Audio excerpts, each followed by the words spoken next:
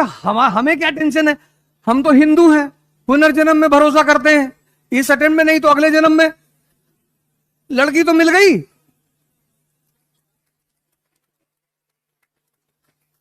ऊर्जा है, इसीलिए इस देश में शिवलिंग को मंदिर में बनाया गया। उसके ऊपर कोबरा साहब, विज्ञान भैरव तंत्र एक किताब है, कभी तुम्हें मौका लगे जरूर पढ़ना, कन्वर्जन ऑफ एनर्जी। जो बच्चा है, बच्चा, वहां सेक्स हार्मोन एक्टिव नहीं है, इसलिए बच्चे की जो सबसे बड़ी तमन्ना है ना, वो है चॉकलेट। उससे बड़ी उसकी तमन्ना नहीं है, स्त्री उसकी तमन्ना नहीं है, पुरुष उसकी तमन्ना नहीं है, उसकी तमन्ना है चॉकलेट। फिर बुजुर्ग, उसकी तमन्ना बहुत है, ताकत नहीं है। तमन्ना उसकी भी है लेकिन ताकत नहीं है। पूरी सुन लो, ये जो युवा अवस्था है ना, अब बाबा रामदेव को समझ में आ गई ये बात, बाबा रामदेव को समझ में आ गई, तुमको परेशान कर रही है। उस आदमी ने ओवरकम कर लिया, 10,000 करोड़ का मालिक है। कपिल शर्मा के शो में आया था, किसी की हिम्मत नहीं पड़ रही थी उसके साथ एक्रोबेट जो एक्सरसाइज वगैरह करते हैं, किसी की हिम्मत नहीं पड़ रही थी उसके सामने परफॉर्म करने की। 10,000 करोड़। और कपिल शर्मा मुकेश अंबानी की बेटी की शादी में थाली उठाएंगे, बाबा रामदेव नहीं उठाएगा। मुकेश अंबानी की इतनी औकात नहीं है कि वो बाबा रामदेव से कहते कि मेरी बेटी की शादी में तुम थाली उठा लो, किसी गेस्ट को दे दो। मुकेश अंबानी की बेटी की शादी में एक बड़ी प्यारी घटना घटी। बॉलीवुड के जो कलाकार हैं उसको बुलाया उसने और कहा तुम लोग जितने भी गेस्ट आए हैं सबको सर्व करोगे। क्या संदेश दिया उस आदमी ने।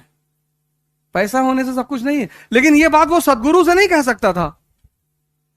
ज्ञान सर्वोच्च है, तब भी था, आज भी है और कल भी रहेगा।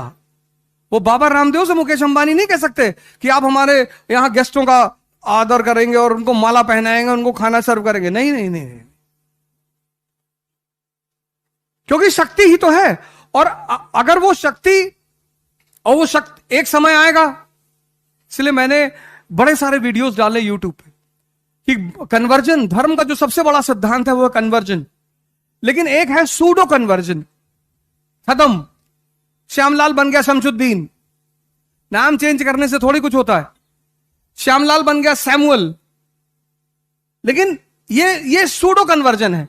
जो ओरिजिनल कन्वर्जन, अल्लामा इकबाल कहते हैं ना, कुछ बात है कि हस्ती मिटती नहीं हमारी। कौन सी बात? यही बात कि सिद्धार्थ इंद्रियों पे जी रहा है, और जो व्यक्ति इंद्रियों पे जी रहा है उसको जो इंद्रियों की विशेषताएं हैं वो प्रभावित करेंगी। अगर तुम्हें सेक्स प्रभावित कर रहा है तो तुम एक नॉर्मल इंसान हो। अब कुछ ज्यादा कर रहा है तो थोड़ा सा एबनॉर्मल हो, लेकिन अगर तुम्हें सेक्स प्रभावित कर रहा है तो तुम नॉर्मल इंसान हो। लेकिन इस देश ने एक समय पर आकर कह दिया कि सेक्स की कोई बात नहीं करेगा। जैसे इस देश में अगर तुम सेक्स पे बात करो तो लोग तुम्हें रोक देंगे तुरंत, भाई साहब प्लीज, गंदी बातें कर रहे, करने के लिए मरे जा रहे हो।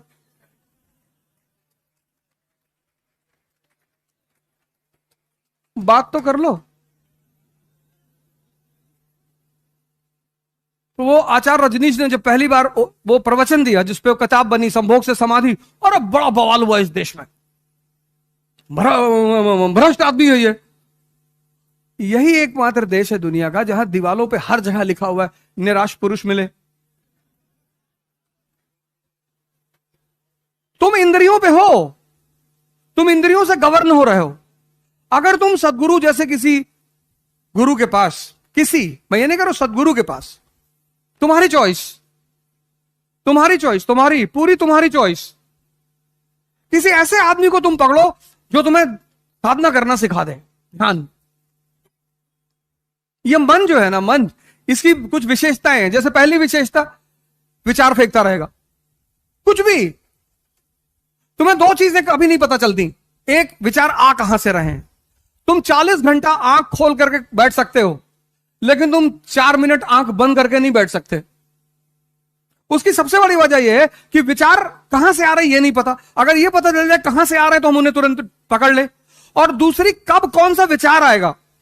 मैं क्लास ले रहा था तो एक लड़का उठा और क्लास के बाहर चला गया। अक्सर जाते ही लोग, फिर आया बैठा, फिर 5-10 मिनट बाद फिर चला गया। तो हम सोचते कि थोड़ा ऑक्सीजन लेने गया होगा, खींचने उछने गया होगा, पता नहीं क्या पढ़ा रहा है, समझ में नहीं आ रहा। जब वो 5वीं बार उठ के जाने लगा तो मैंने उसको रोका।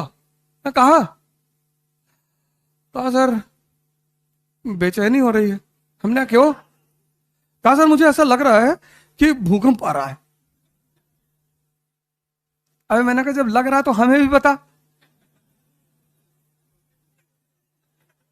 मतलब तुम इतने दुष्ट आदमी हो कि तुमको लग रहा भूकंप आ रहा है, तुम सोच रहे हो कि बढ़िया गिर जाएगा ईट तो हम निकल ले।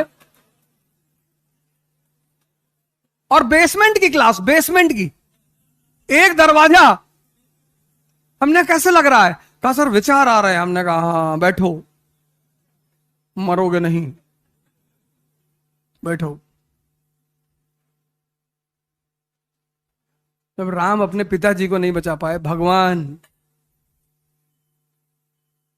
कहते भगवान सब करता है, अपने पिताजी को नहीं बचा पाए, राजा दशरथ को।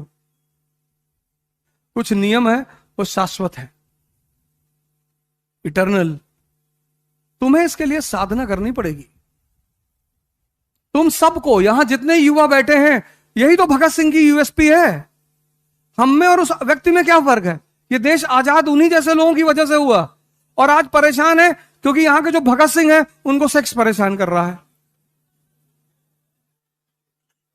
तुम ही तो हो भगत सिंह, जिसकी मां ने तुमसे पूछा कि बेटा शादी कर लो, तुमने कहा हम नहीं करेंगे, हमारी मां गुलाम है, हम शादी। तुम ही ने तो कहा था, तुम ही तो युवा थे। और कौन था? तुम ही तो थे। फिर तुम ही थे जिसका 4 kg वेट बढ़ गया था मरने से पहले। तुम ही थे जिसने कहा था कि 15 पेज बचा है उसको पढ़ लेने दो। और आज तुम कह रहे हो कि सेक्स परेशान कर रहा है। इसलिए ये देश परेशान हो रहा है क्योंकि यहां का युवा वो भटक गया, उसको रास्ता नहीं मिल पा रहा है। उस क्यों भटका? उसने जीवनियां पढ़नी छोड़ दी, उसने ऑटोबायोग्राफियां पढ़नी छोड़ दी। एक मेरे मित्र हैं, उनके भाई भतीजे राजेंद्र नगर में रहते थे, तब तो वापस घर चले गए। तो उन्होंने मुझसे कहा कि अवध यार जरा उसको पैसा दे दो कुछ। हम पैसा लगा नहीं पाए, कुछ दे दो। तो हम उनके कमरे पे गए पैसा देने के लिए। तो वो कुछ हल्दी और शहद वहद लगाया हुआ था चेहरे पे। तो हमने पूछा कि ये क्या है? कहा भैया चाचा वो हल्दी लगाए हैं, शहद लगाए हैं ना। क्यों? कहा कि इससे चमक आती है।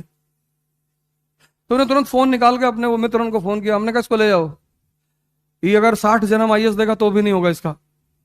ऐसे कह रहे हो यार? मैंने इसका बेसिक कॉन्सेप्ट नहीं क्लियर है। ये चमक आ रही है पावर की वजह से, यहां क्यों नहीं आ रही, वहां क्यों नहीं आ रही है? जब इतना बेसिक सिद्धांत तुम्हारा क्लियर नहीं है तो तुम आईएएस बनोगे? जहां इकोनॉमी, पॉलिटी, सोसाइटी सबको मिलाकर सोचना पड़ता है। इंटरडिसिप्लिनरी प्रिपरेशन है ये। इस प्रिपरेशन की सबसे खास बात यह है इंटरडिसिप्लिनरी। तुम्हें इकोनॉमी समझ में नहीं आई, तुम्हें पॉलिटिक्स कभी नहीं आएगी, आएगी ही नहीं। यही तो एक खतरा है। हम क्यों बार बार तुमसे कहते हैं एनसीईआरटी पढ़ने का? तुम्हारा बेस मजबूत हो जाएगा। तब तुम बेस मजबूत होने के बाद जब सारे सब्जेक्ट को कनेक्ट करके पढ़ोगे। अफगानिस्तान में स्त्रियों की दशा बुरी क्यों है? क्योंकि वो इकोनॉमिक तौर पर इंडिपेंडेंट नहीं है। पराधीन सपनों सुख नहीं, इस्लाम रीजन नहीं है। इस प्रिपरेशन की सबसे अहम पहलू क्या है? इंटरडिसिप्लिनरी। यहां तुम सेग्रीगेट करके नहीं पढ़ सकते।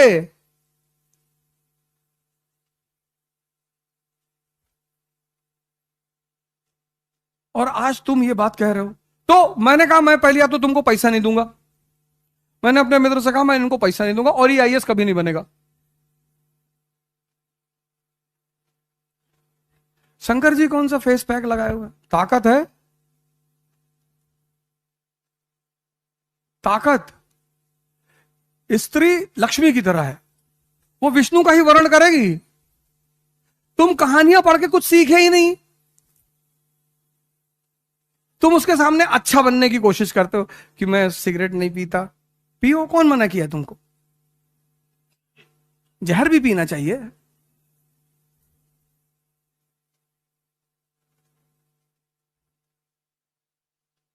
समुद्र मंथन से लक्ष्मी जी निकली, देवताओं और असुरों में झगड़ा हो गया, हम शादी करेंगे, हम शादी करेंगे। उन्होंने कहा लाइन से लगा बैठ जाओ, मैं डिसाइड करूंगी। स्त्री हमेशा डिसाइड करेगी। फिर जब दोनों लोग लाइन से डिसिप्लिन में बैठ गए, वो समझ गई पागल हैं। उसने दूर सागर में देखा एक आदमी शेषनाग पे लेटा। उसने कहा ये कौन है? बोले विष्णु है। बोले इसको पता है मैं बाहर आई हूं? बोले पता है।